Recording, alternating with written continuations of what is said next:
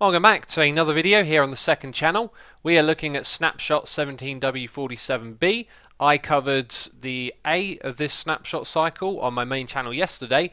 I was in a little bit of a hurry. I had to cook and then I had to do a stream, and so I tried to cover as much as I could in that video. I missed quite a few things. So this snapshot video is really about the two things in this snapshot that are worth talking about, and then all the things that I missed. So let's go over those quickly. We have this recipe has been added. It works in survival. 4 logs for free bark. And then these now work, something that I noticed didn't work in the last snapshot. And that's pretty much it, really, for snapshot B. The rest of it is bug fixes, things that broke in the last snapshot, or you can't really say broke because they've just changed the entire system, so ironing out all of the bugs and stuff like that. Do want to give a shout out to Ilmango and Cubfan as well. I was watching other YouTubers' videos to see the stuff that I missed, and there's quite a bit of it, and they did a good job covering all the things in that snapshot. So let's start off with Anvils and Hoppers. The model, the shape of the block has been changed, so you can sort of click through the space, which is something you wouldn't have been able to do before. That was especially annoying with hoppers because you always use them around blocks that you right click on, right? Like containers that you want to open. Now I also read that this changed with fences as well, but it doesn't seem to be the case, right? And I reckon they probably will change it based on what we saw Minecon Earth, where the water would flow through the fences, and I can't help but feel that these changes have something to do with that. So yeah, that's the thing that's on my list. What else is on my list? The beds.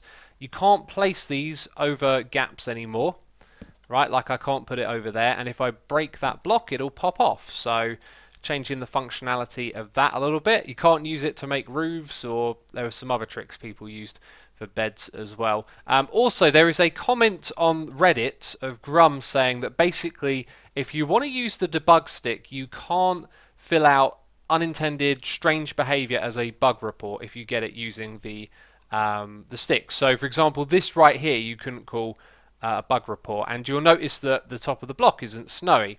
It's actually just the grass texture desaturated. It's taken all of the color out. It also changes the rotation as well, but that might just be because I can rotate it with this. I'm not sure. So it might stay in, but the comment didn't definitely say it would stay in, so we'll have to wait and see. Hopefully they'll warm up to the idea of keeping in the debug stick. So next up we've got the carved pumpkins and pumpkins, which weren't creating iron golems last time, or were they? I can't remember, but you can shear them to create a face like that, and which way it faces, like towards you when you're shearing it, is the one that's going to be... No, sorry, it's the side that you click on that's going to get sheared. And it gives you a bunch of seeds as well, which is kind of cool. And then, can you then, let's just click on that, let's find a crafting bench. Can you then turn that into seeds again? Because that's like double the seeds out of your... No, you can't. Now I want to take a regular pumpkin. Just so you know, these videos on the second channel are unedited, so you're getting some live Asuma experimenting there. Okay, that's interesting. If I remember correctly, yesterday, did that actually give you seeds? Not really sure. Also, jack-o'-lanterns, pumpkins, you used to have to place them with a block underneath. Not the case anymore. I think that's the same for fence gates. So I was trying to scratch my head and think of what other blocks required that functionality. It's always just been an annoying thing that's, like, been in the game since as long as I can remember. And actually I think it's a good idea to remove it, because it just, just means you've got to place that there first. It's a pain in the butt, there's no use to it. In yesterday's snapshot I covered this Petrified Oats Lab. I wasn't too sure what it was. I had an idea, but I thought I shouldn't speculate. And what it is from way back when in Alpha, they left behind a particular type of slab, I believe, to work with new worlds, old worlds going into new updates. This is a block that doesn't burn, and you have to break with a pick instead of an axe. Let's also go into game mode 0. I guess we can Oh, we've got to do it different now, haven't I? I could demonstrate it like I'm not breaking that fast. That's basically would be fast if I broke it with a pick. This has got Silk Touch on, and you can get the stem in survival, Silk Touch. Now actually back in 1.5, 1.6 you used to be able to do that, and then it got removed, and now it's back again. I mean, it's back and forth with this game. It's always been like that, hasn't it? Hi, what's going on here? I'm recording it. Jeez, let's try that again. Game mode creative. Thanks. I also noticed something else when I was placing these blocks, right? When you put it down, it's like normal on all sides.